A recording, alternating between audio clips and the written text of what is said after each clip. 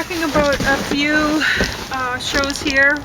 I'm wrapping up the Jeff Koons thing, which I did wrap up before, but the camera ran out of memory space. So anyway, so I'll try to redo, and I don't know where I went. It was a really great wrap up, and now this one's not going to be as good, I'm sure. But might be better though. Okay, so we watched Until the End of the World, which is terrible. It's a total, basically it's a really boring music video made up by various artists. A Dutch guy working in a German milieu. It's so good. bad. I watched this when I was a teenager with my boyfriend, yeah, at the time. And he introduced me to a lot of culture, which, I mean, some of it he enjoyed, so he was sharing it with me. But this I didn't enjoy then, didn't enjoy it now. Way too long and What boring. is it, 4 discs you were saying? Well, it's 2, and then plus a supplements disc, and there's a booklet in there too, for people that are really keen on the whole thing. I got to read the booklet, see if there's some. Feast of Man.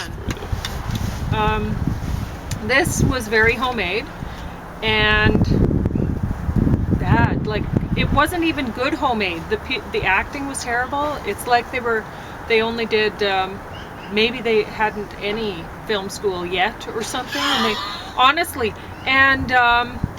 they didn't even know how to put up the, what do you call it, the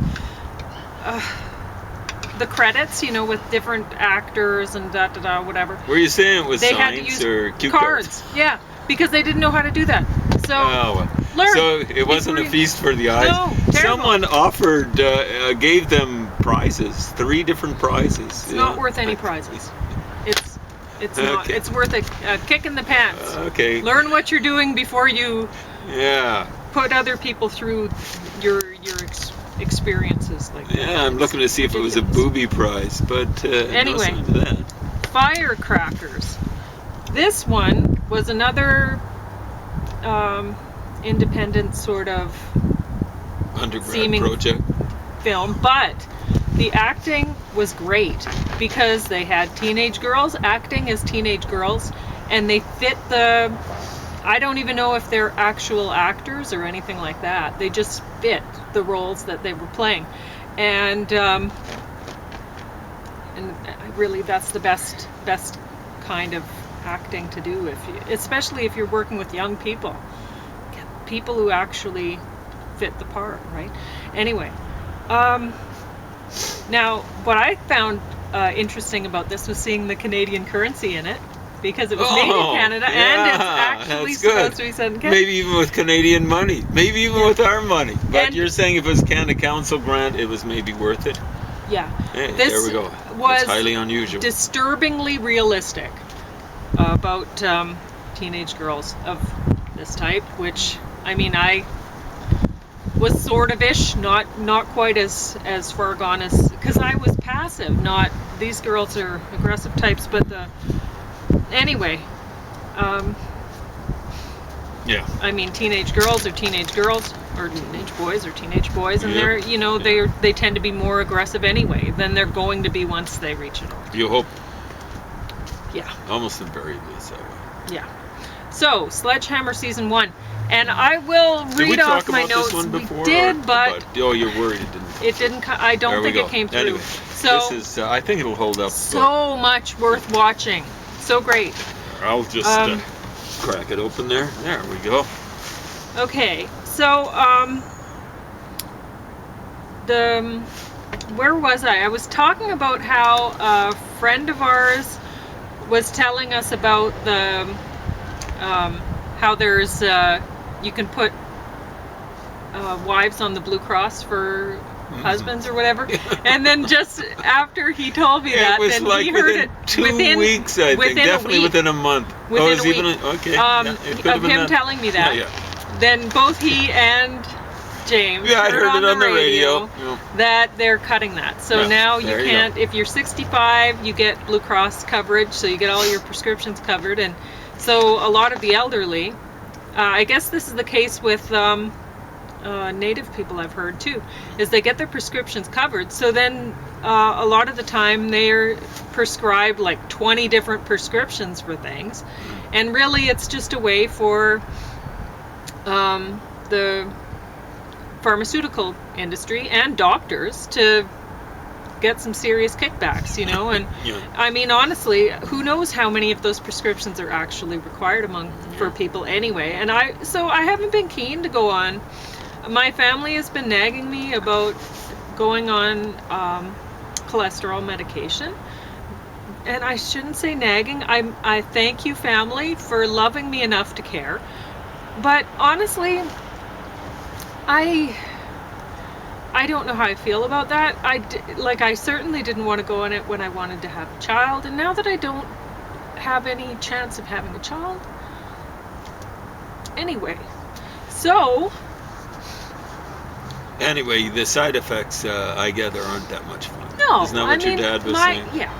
Often, Dad would not be on it because he'd quit. He didn't like the side effects, so he'd quit being on it, and then. And he was on Lipitor, and my aunt, she was like, oh, here, you know, you should just take my pills that I have, you know. And that's what my family, they'd do. Like my grandma would give my dad her pills because he wasn't taking his, you know, or he wouldn't go to the doctor because my dad was a very shy person. He didn't like being around other people, and he certainly didn't like being around doctors because they tend to be asinine, aggressive personality types. They tend to be reds, and so he definitely did not like being around them. So he wouldn't go to the doctor to get his prescriptions filled. But that was a different matter. But he also didn't like being on the pills. And my aunt, I said, well, are you on them? Are you taking them? And she's like, no. And I'm like, you know, so she wants me to be on them. She wants me to take, but she doesn't. She goes off hers too. So anyway. Well, she's not being hypocritical. No. You know what I'm saying? It's it must be tough. Just when you look at those examples, a lot of things are tough. You know, like the chemo that I'm on is a tough. It's a tough ride. I don't think it's as bad as Lipitor because you've never heard me saying I want to get off of it. Of course, the stakes are pretty. That wins. So anyway, I wanted to mention that. I don't know where I was going with Sledgehammer? See, I forgot. I should have. It's too bad that the camera didn't hold out the last time because I did a really good presentation. Were on the roll. Yeah, I know. It all just bang, bang, bang. Yeah. And it all made sense. And now I'm here stuck. I don't know. Anyways, you were on a roll like a soapbox going down the hill. It was awesome. Yeah. But now I'm having some trouble. So, sledgehammer rather than judge's gavel, I was saying. And yeah. That was your idea, right? Yeah. And this is season 1 that I watched. It's really great, and other people have it on hold, so I have to return it. And the news is out. That's awesome. Finally. It was very they only amusing. Got 2 seasons of it. You look at it. Why was it only 2 seasons? Was it only? I don't know. Okay, that's what I thought. Maybe it went on and on. I have no idea. I didn't watch it when it came out. I never even heard of it. It's a comic drama which aired in 1986 and 87, this season 1. Alan Spencer, the writer and producer, announced the series at the beginning of the DVD. He said that they'd removed the laugh track that had been a part of the original show because laugh tracks are offensive, and that this is a serious drama about violence.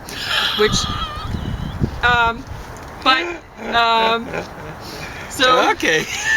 But it is true that laugh tracks are offensive. I totally agree. I just find them boring. But some people really, it bothers them. Sounds it don't bothers bother me very much. As sounds bother you. Yeah. So, in the first episode, the mayor's young adult daughter was kidnapped. The kidnappers were 3 people. I can't remember who one was. Pervert, an Italian American from New York was the one perverted guy, and a man from South America who had snuck into the U.S. by impersonating Julio Iglesias. And who'd want to do that? That's hilarious. They look for the criminals in all sorts of seedy places like strip joints and the Republican headquarters. So I thought that was funny. Someone imitating Julio Iglesias. It turns out Republican headquarters. That's hilarious. It turns out that someone close to the mayor was involved. It was the daughter herself who hated her father and was in love with one of the kidnappers. Sledgehammer that's his name, by the way. Sledge, first name, Hammer, last name, is a trigger-happy police officer, a tall blonde man. His partner is a woman who, it took us a long time. I figured it out first, but and then I let him know who it was. A hot blonde woman, tall blonde man, and a hot blonde woman. Yeah, and it was Sam from SG1. I think that was her name in SG1 anyway. Oh, that was an awesome ID for you, I'm telling you. Boy, because it's hard to I pick was her going, out. I'm not sure, you know. I mean, she's attractive in SG1. It's just a military it's her kind voice of look that I recognize more than anything. So yeah, and it was her voice. That's what made me recognize. I'm going, I've heard that a million times because we used to watch SG1. Yep. This show appears to be made from the yellow perspective, but who knows, right? So it could just be that Alan Spencer was making it for that audience, right? So, and whichever case, it was well received by me. I thought it was funny. So the target audience is one which sees right-wing Americans as the cause of corruption and street violence in America. The show's funny. Both James and I enjoyed watching it. Alan Spencer was correct. We were guffawing, or at least Laugh I tracks was. are You were offensive. laughing. Yep. The thing is, he was not only the writer, but also the producer of the show.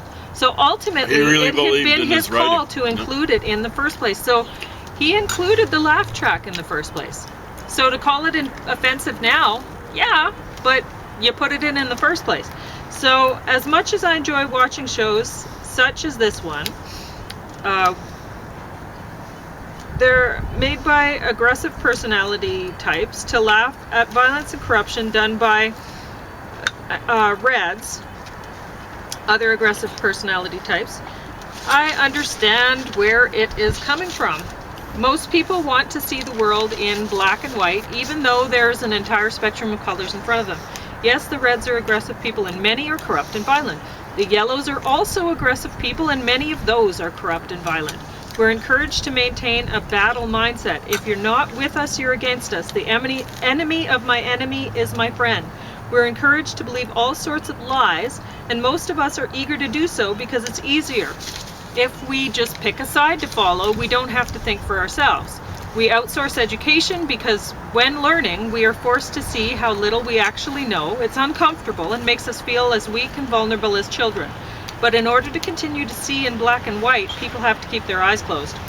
So Disc 2, there was an episode with a vigilante group of mixed races, which I found interesting because you don't, especially back then, you wouldn't expect to see both African American people and Caucasian American people on the same